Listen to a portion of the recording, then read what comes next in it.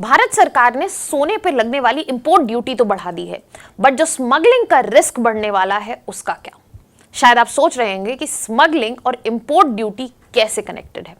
आज के सेशन में हम यही समझेंगे। Hello everyone, welcome to Vajiram and Ravi. आज हम बात करने वाले हैं कैसे सोना तो महंगा हुआ ही है, पर ये जुड़ा हुआ है आने वाले समय में जो सोने की स्मगलिंग बढ़ सकती है उसकी पॉसिबिलिटी से।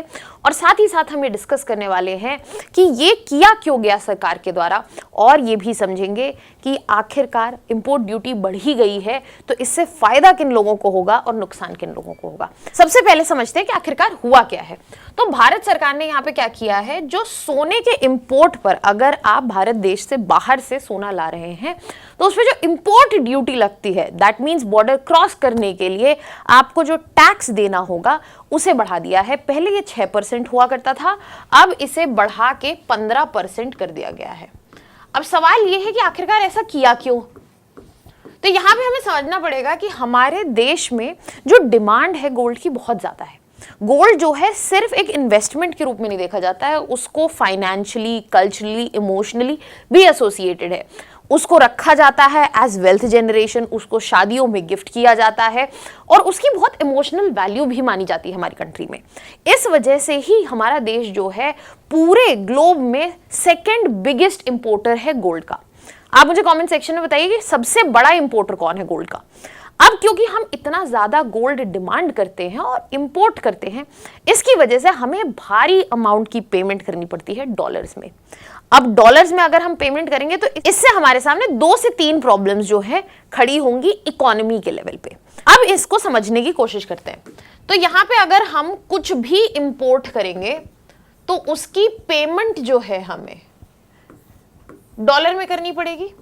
अब मैं कह रही हूं इससे प्रॉब्लम्स क्रिएट हो रही है। कौन सी प्रॉब्लम्स क्रिएट हो रही है? सबसे पहले डॉलर में अगर हम पेमेंट करेंगे तो इससे हमारा जो फॉरेक्स रिजर्व है वो रिड्यूस होगा, क्योंकि गोल्ड की तो पेमेंट जो है, गोल्ड की जो वैल्यू जो है वो तो आने वाले समय में बढ़ती ही जा रही है, तो फॉरेक्स रिजर्व जो है और तेजी से कम होगा।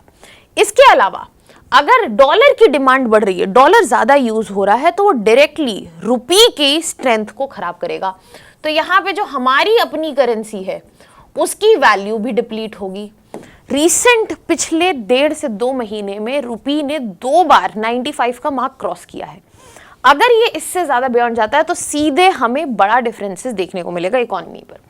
और तीसरा फैक्टर जो है कि अगर हम इंपोर्ट कर रहे हैं लेकिन हम उतना एक्सपोर्ट नहीं कर रहे हैं, तो यहां पर हमारा करंट अकाउंट डेफिसिट जो है बड़ा होता जाएगा। करंट अकाउंट डेफिसिट हम कैसे कैलकुलेट करते हैं? Exports minus imports. अब हमारे इंपोर्ट्स यहां ज्यादा है, एक्सपोर्ट्स कम है, तो हम तो डेफिसिट में ही रहेंगे इस सिचुएशन में। तो यहां पर हमारा करंट अकाउंट डेफिसिट। तो इन्हीं सारे मुद्दों को एड्रेस करने के लिए भारत सरकार ने क्या किया? भारत सरकार ने इंपोर्ट ड्यूटी बढ़ा दी। अब ये एड्रेस कैसे होंगे? अगर इंपोर्ट ड्यूटी बढ़ जाएगी तो गोल्ड का प्राइस जो है डोमेस्टिक मार्केट में ऑटोमेटिकली बढ़ जाएगा। अगर लेट जैसे 100 रुपए में आपको x ग्राम ऑफ गोल्ड मिलता था, तो वही x ग्राम जो है अब कितने में मिलेगा? 115 में मिलेगा। प्राइस बढ़ गया है तो डिमांड जो है घटनी चाहिए, और डिमांड घटेगी तो ये सारे इश्यूज जो हैं वो थोड़े हेल्प होंगे, थोड़े कम होंगे। इसी वजह से भारत सरकार ने यहाँ पे इंपोर्ट ड्यूटी, जिसको आयात शुल्क भी कहते हैं, वो बढ़ा दिया है।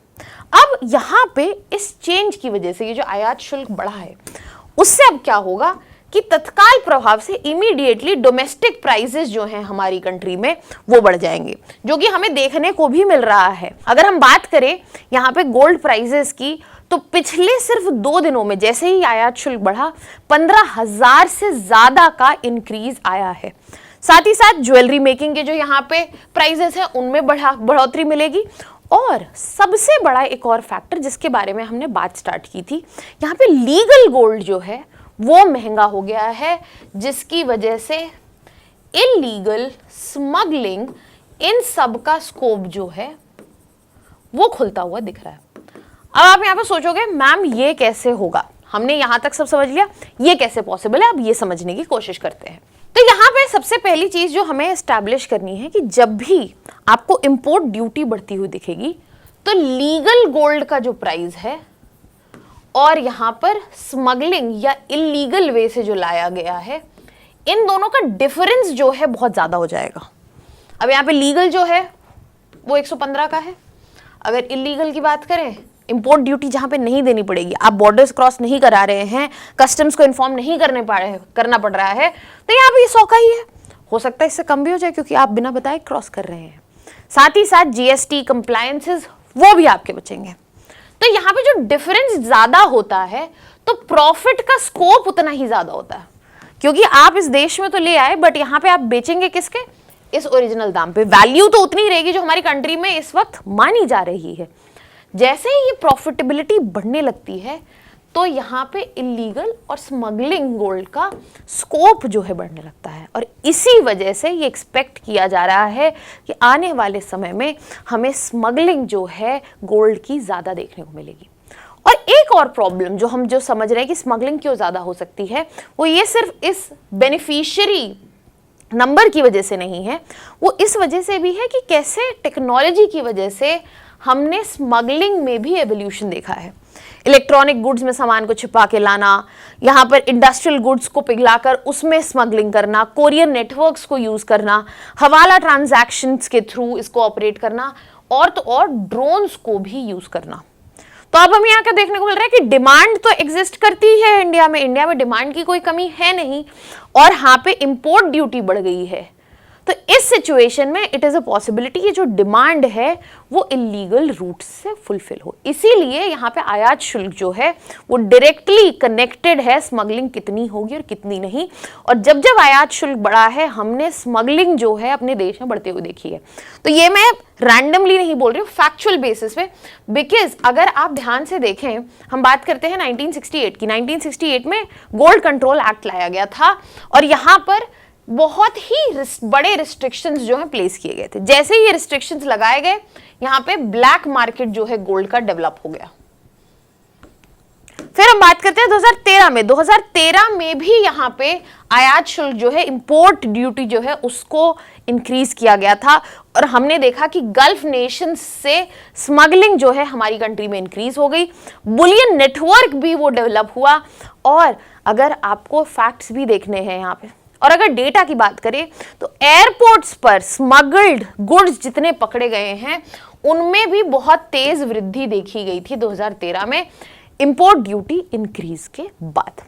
इसके अलावा सिर्फ हमारे देश में ही नहीं, बल्कि हमारे पास एग्जाम्पल है टर्की का, श्रीलंका का, और ये पैटर्न एस्टैब्लिश है कि जब भी हैवी रिस्ट्रिक्शंस लगाए जाएंगे डिमांड होने के बावजूद, तो ये डिमांड जो है वो दूसरे तरीकों से फुलफिल होगी। अब हमने ये पूरा समझ लिया, तो अब सीधे अब बढ़ते हैं ये समझने के लिए कि इंपोर्ट ड्यूटी जो इंक्रीज हुई है, इसमें आखिरकार फायदा किसका हो सकता है। तो यहाँ पे एक बड़े बेनिफिशियरी जो इमर्ज हो रहे हैं, वो हो रहे हैं गोल्ड लोन वाले एनबीएफसीज। गोल्ड लोन बैंक्स जितने भी हैं, मुथूट फाइनेंस कह लीजिए, मणिपुरम फाइनेंस कह लीजिए, उनको क्या फायदा मिलेगा? उनके पास गोल्ड जो है वो उतना ही है, बट उसकी वैल्यू बढ़ गई है। लोन उन्होंने उतना ही दिया है, या तो कस्टमर आके और लोन ले ले। अगर वो और लोन नहीं ले रहा है तो एनबीएफसी के पास ज्यादा वैल्यू का कोलैटरल रखा है, उनकी रिकवरी जो है वो बेहतर हो सकती है, और उनका रिकवरी रिस्क जो है वो यहाँ पर लिमिटेड है। साथ ही साथ यहाँ पे जो लोन्स की रिक्वायरमेंट है, गोल्ड लोन का जो स्कोप है, वो आने वाले समय में इस वजह से बढ़ सकता है क्योंकि गोल्ड जो है एक अच्छा वैल्यू देगा। लोन रिक्वायरमेंट अगर किसी एमएसएमई को, फार्मर्स को, तो गोल्ड लोन के थ्रू हमारा मूवमेंट इकोनॉमी का दिख सकता है। बट हम बात करें अगर लॉस की, तो यहाँ पे काफी सारी ऐसी एंटिटीज हैं जो लॉस की साइड पे खड़ी हैं, जैसे कि